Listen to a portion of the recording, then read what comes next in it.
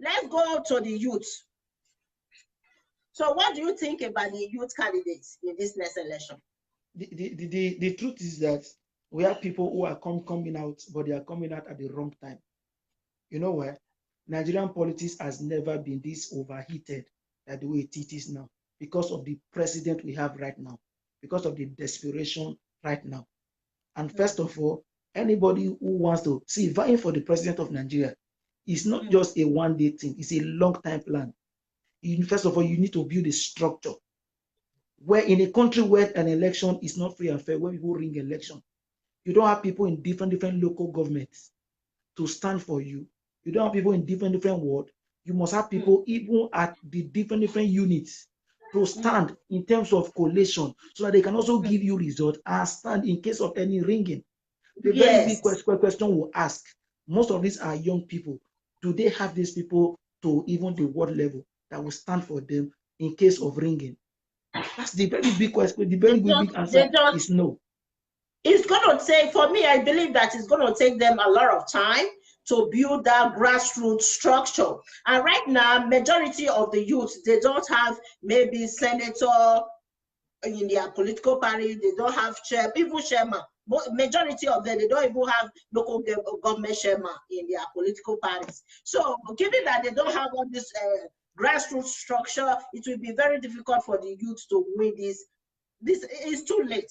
Let's just say, let's work towards 2023 for the youth, right? The truth of the matter, one of the biggest mistakes they made was not to have come together to form a coalition. If they have come together as an entity to form a coalition, the likes of Showore, the likes of Efela Durotoye, the likes of Kingsley Magulu, if they've come together, they would have been a strong force, because all of them have their own team. Majority of this their team and these their supporters would have come together to unite to fight this cabal. See, fighting this cabal, it is not what any of them can see go-handedly do. I start to say this. After tomorrow's election, after this election, a lot of them will remember me. None of them will win any states. I'm telling you this. You know why? There's a stronghold, both spiritually, both physically, mentally, and otherwise, that our politicians have cast upon Nigeria. You understand me? It's just like a spell upon our youth. How does this? It will take time in way changing the ideology of this youth, changing their mentality, so that they will to know how to vote right. The very big thing we're going to ask, you see, who are the ones fighting for the lives of Atiku and Buhari? The youth. Who are the ones these people are expecting to vote them into power? The youth. The challenge is we have people who are brave enough to come out to say they want to go for the real change, not the APC change, the real change. But the very big question is this: the youth who is supposed to support them and stand by them, the youth are not ready. That's where the problem is. That's why in 2010, IBB said the youth are not ready. In 2018, Buhari said the youth are lazy, because they've seen that our youth are not truly ready and lazy.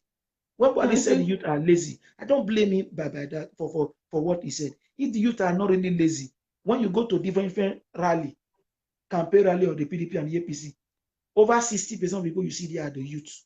If the youth are supposed to be the leaders of tomorrow can be standing for men who are closer to their grave, people above 70, Atiku is 72, Buhari is 76. These are people who are close to 80, people who are already grandfathers, to not decide the fate of the new generation of people who are going to. You see that there's something wrong with our youth. The world is changing. You see the president of France, the France, the Canada. These are youth, people coming up to change and decide the fate of their country, to take decision on their country. But who are the people who clap for this old men? Our youth. And this is the administration where you don't have a single representation of the youth. This Buhari administration. No single representation of the youth. The likes of Professor Okoye Koyomo, who is supposed to be representing the youth. There are people who have sold out their conscience. And it's not even a youth, somebody who is already around 50 or thereabout. You see it's already old also. The very big question is, ask, is there any youth representative of this Buhari administration? But the youth keep on clapping for him. That's where my challenge is.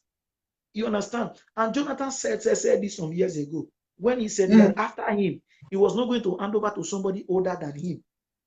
This was one of the cabal saw at that time, that a lot of them were going to be retired and go to esteem.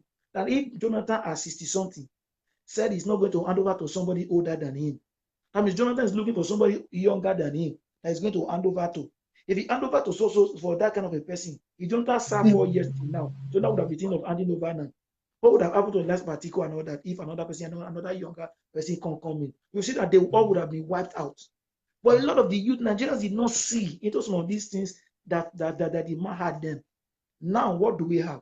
We see, whether people like it or not, in this election, Nigeria only have 2 options. Buhari or Atiku. The rest people we have, for me, I applaud them for what they've done this time. Is for them to create the awareness, to plan for the next election in 2023. Because for now, they are ready for now to do something. But they need to form a coalition in the next election, and also they need to work. They don't need to go to sleep. The work for next election starts from now. You need to start going out to woo people around. Look for disciples, look for people who will join you to change the course of this nation. That's what Pastor Tony said. Yes. Because what we really have now, there is really a strong hold of the APC and the PDP over our youth. Because why? That's what the money. Do you know what they do? That's why they so-called bastardize our system. They offer them jobs. Jobs are supposed to be your right to get. The politicians see it as a favor to offer some of these Nigerians youth. They do them, offer them to you. You see, after they've done that person has pledged total loyalty to them for life. When they are members of the various court that they are, because they are the one who do some of those things for them, and also they are also members of the same court together, you see them beginning to go at that level. So they pledge their loyalty to these people. So it will take time for us to work on them to change the way they think, for us to get the change. You understand? We need to start working towards a system. There is no secret to success. There's only a system to success. So we need to change this system that we have now. The system of this, just everything, until we change this system, where the youth begin to see that the country lies in their hand. The future of Nigeria, how far Nigeria will go, what we make of it is what we get of it. It's either we keep dancing, it's either we stop dancing to these old wicked men who does not have the interest of the country or the interest of the youth at heart, and begin to think of people who we can push in, people who represent, who go for our own interest and not for their own interest. This thing will not change. Who are they clapping for? The likes of Buhari. The children are not in Nigeria as we speak. Have you seen his wife at the campaign ground? Have you seen their children at their campaign rally? No. They have kids. Their children might not even vote on that. They are not even in Nigeria. Some of them might even be in the white man's land. But who do they call? Our youth, who will not think, because they know that our youth are so daft. They don't think beyond their nose. They don't think beyond change or a bottle of beer. That's where the problem is. The challenge is not the politics. I don't longer have the problem with these politicians. The people I have problem with now is now the youth who have allowed a selected few, a selected old men to hold the country hostage for years. What do we do? If we all come together and say we want to go behind these young men that are coming out now, I've talked to my parents. Whatever I tell my parents, that this is what we are voting, mommy, this is what we are voting, they listen to me. Yes. Because they know that as their son, this is a child they train, this speaking will get sense to really know some things we really do. Your parents will listen to you. Yes. You understand? You see that this old man will not really get any votes. Because look at them, the healthcare. How will our health sector work? When the politicians, people who vote into power do not use the same hospital that we use. Then who are they now building the hospitals for? How do we not expect to get the best of healthcare when they don't use it? How would we not expect to get the best of education when their children don't school in Nigeria? How do we expect to get the best of roads when they are neither at home? They are always flying from one place to another. How do we expect to get constant power supply when their children are not there? They are always out because they have a standby plant. They have everything. They are wasting our money. Exactly. Yes. In a white man's land where they don't have sun, they are using solar energy. They are using solar power. when there's nothing, where you have a lot of coal, they generate power through their own little sun they have. In Nigeria, we have excessive sun. We are wasting it because these people don't really care about us. So the youth needs to think from and free themselves from this mental slavery of the so-called APC and the PDP. And we need to think of what we do, what we should do. That's why I always say it. If we are not careful with the way the country is heading to, if the youth do not turn by now with the way the country is to, I'm telling you, before the end of this next tenure, Nigeria may not have anything to fall back on, because Nigeria, they've so looted Nigeria to that sometimes you cry. You hear the kind of money they mention, you cry. These people have no plan at all. They have no plan. They have no plan at all. They have nothing on ground that they've written to say this is what we want to do. This is the plan we're working with. But I'm paying when I see our youth still supporting them. So many Nigerians are complaining about Buhari's regime, that he only focuses on fighting corruption, is not protecting the people, is not providing jobs for the citizens. What do you think? When the Bible says, when there is no vision, the people perish. I stand to say it. Buhari has no plan for Nigeria. The only plan he has was to allow his people, the Fulani people, to override Nigeria. And I can say it boldly anyway. If people say that's a lie, ask them. The Fulani people were killing all over with reckless abandon, freely around the country. What did the president do? The president did nothing. The president's spokesman, Femi Adesina, came on live on a national TV, was telling Nigerians that is it not better for them to surrender their ancestral land than for them to be killed? Is that not madness? That it is better for Nigerians to surrender their ancestral land than for them to be killed. Me, I will not surrender my land, the land I got from my great-grandparents, for Fulani people. Even the state will come from Edo State. The ranching was already discussed even in the State House of Assembly. It took a lot of protests from the people for it to be stopped. Ask, before this Fulani people came into town, there have been people doing a lot of animal farms all around the different places in the country. The government has not done anything about assisting them. Then why must it be the Fulani people? And they are killing. First of all, you did not declare the Fulani as a terrorist group. People were killing, carrying AK-47. The IPOB who were agitating peacefully. Then you declare them a terrorist group. You could send army there to do their nonsense operation, the Python dance. But the Python dance, they could not dance it to the Fulani people. Why would they dance it to the Fulani people when the IGP is a Fulani man? The one in charge of the army, the Fulani man, when he heads of the securities in different levels are all Fulanis. Why they can't do it? That's the major problem we have. Nigeria has lost over how many millions of jobs since Buhari came on board. Our economy has never been this worst. It's at the lowest level. Naira is nothing compared to dollar. Even what is happening in the northern part of Nigeria and the middle belt, you know, farming is one of their major occupation in those areas. You understand? Due to Fulani herdsmen, majority of those farmers, they have been displaced. And most of them, they are living in so-called IDP camps all over the whole areas. You understand? The northern Borno, Benue, and Plateau State and all that. The last time I went to Benin, that was last year when I visited Nigeria. I even invited one victim of Fulani herdsmen to Benin. I invited her to Benin. She explained how Fulani herdsmen will come to village. They said sometimes when they attack villagers, they will make sure they conquer the village and they will change the name of that village to Hausa name. It's a kind of an ethnic cleansing going on in northern part of Nigeria and the middle belt right now. There are many people, they are not talking about that in this next election in Nigeria. You know, they say they target only Christian populations when they are attacking villagers. They kill people, they kill children. If you see pictures, graphic pictures that this girl she sent to me on my WhatsApp, You understand what is going on in Middle Belt and the northern part of Nigeria? And Buhari is not doing anything to protect all these people. Why will he do it? Are even kept in the IDP camps or something. IGP. So those people, sometimes they say Fulani herdsmen will attack them in the camps. The truth of the matter is this. The truth of the matter is this. The only plan of Buhari is to Islamize Nigeria. I stand anywhere, whether people take it or not.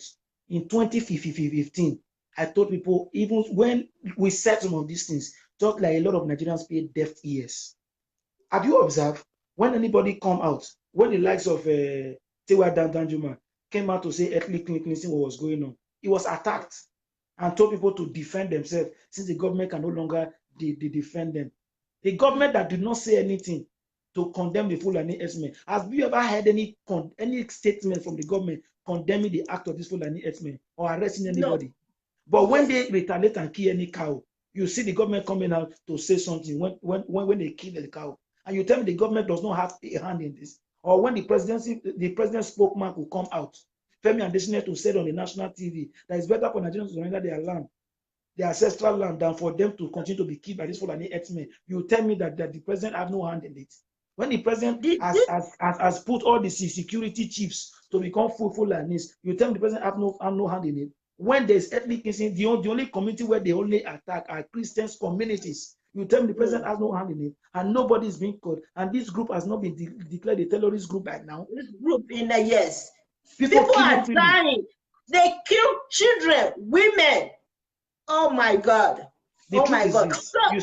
You stay in the white man's land. When there's a mass killing of about 2 or 3 people, you see the country will more. The president comes out to say something, and they do for anything to apprehend the killers of those. But the truth in Nigeria, nothing is going on. How many Fulani herdsmen are in jail right now? How many? None. You know what the girl told me? She said that there's one man. He was always crying because they killed his wife and children. He traveled before he came back. They attacked his house and killed the wife and the children. The man was always complaining, criticizing the government. You know what happened? All of a sudden, they said police came to arrest him for criticizing the government. They almost did it to Apostle Suleiman. The crime of Apostle Suleiman some years ago was when he told his church members, whenever these Fulani people come around them, kill them and split their blood on the ground. That was where the attack on the man and the mass ministry started from. When the likes of Koyomo and all of them, they started looking for a way to cook all sorts of story against the man. Everybody that believed that story against the man, I see them as people who does not really think. See, in Nigerian Constitution, there's a place where it's stated for self-defense. That was one of the things where the T.Y. Judgment was talking about. When the government can no longer protect the lives and property of its people, the people have the rights. Have you observed the IG that said that time all the civil defense should surrender their guns? If this government does not have an evil agenda, the Fulani herdsmen are attacking different villages. You are telling the villagers, the people who are in the villages, all the civil defense and order in the village, to surrender their guns. If they don't surrender, they will arrest them. That was where the problem of Fayose came in. Because Fayose empowered these people and told them, if you see any one of them close, anyone carrying cattle in the streets, kill them. I'm the chief security officer of this state, and my duty is to protect the lives and property of my people. That was where Fayose problem started from. Because he did not allow them to invade the state. That's why when Fayose was leaving office, not even in less than 24 hours when Fayose left office, the Fulani people invaded the state and they could take cows along the street. You see in Abuja today, you see it even on Facebook, where you see cattle going about in the streets. This thing is nonsense. See, the truth, it has come to a time, whoever wants to become the president of Nigeria is not my challenge. It has come to a time where we devolve powers, where we begin to go and think of how to do politics in different way, where we take it to where different regions have to think of how to live by themselves. Because the truth is that we and these people are not the same. We don't think the same. We don't think alike. These Fulani people are not human beings. Okay. Right now, who do you think will be the Messiah? Right now, who do you think will be the Messiah? We don't have a Messiah. That will come and lead us to that promised land. We don't have a Messiah for now. You know why? See, it does not, one person cannot really lead. It takes the people. Because if you want to do anything, you can only work as a team, not as an individual. Are you understand me? That's why I said the people are not ready. Even if a single individual are ready, even if a single individual come out now to say, yes, I want to really lead the people, this person needs support. If the people are not ready to rally themselves behind this person can even be killed overnight by these same politicians and nothing will happen. Yes. But it is the people that hold these politicians accountable. It is the people you hold accountable that will be answerable to you. The challenge is this: who are the people ready to hold these people accountable? Rather than for us to hold them accountable, we see them as gods. People who are supposed to be answerable to us. People who came to beg us to vote them into power to serve us. We are not the ones singing their praises as if we are singing the praises of God. What Nigerians are supposed to see as a right, we see it as a privilege. That's what the problem is. Yes.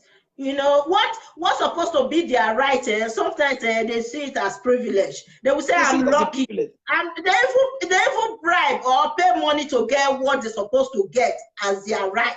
You understand? They pay money for it. How can a governor do something about roads? Then you'll be singing the praise of that governor. That governor, thank God, though, he can't do this road, though. Why did you vote him into office for the first time? Yes, he's not to come and serve you. Does somebody praise his servants? Somebody who came to beg you for your vote. If you know the amount of money, there are a lot of allowances they receive every day. To states, yes. Then you know that these people do not have our interest. The security vote all the state government are receiving, including my own governor. What are they using it for? Do you see the children of these politicians in the streets? They are not in the country because they know that the country is not good enough for them. They know that they cannot use what they are giving me and you to use. That's what the problem is. They send their children away from the country. They should keep their children in Nigeria and let them school in Nigeria. They won't do it. But they want other poor people, their children, to school in Nigeria. You understand? Because the people, see, poverty is not having cash in at hand. Poverty is a state of mind. It's very painful. So poverty is a state of mind. The state of mind of so many Nigerian youths now. We need to take time again to work on them mentally for them to change this kind of way they think and the kind of way they now see these politicians as God. To begin to let them know that these people are supposed to be your servant and not your God. So when we've gotten to that level, then we cannot be thinking of how to change very well. You understand? So tomorrow is the actual election day. What advice do you have for Nigerian voters, eligible voters we are talking about? People should go out, vote, don't fight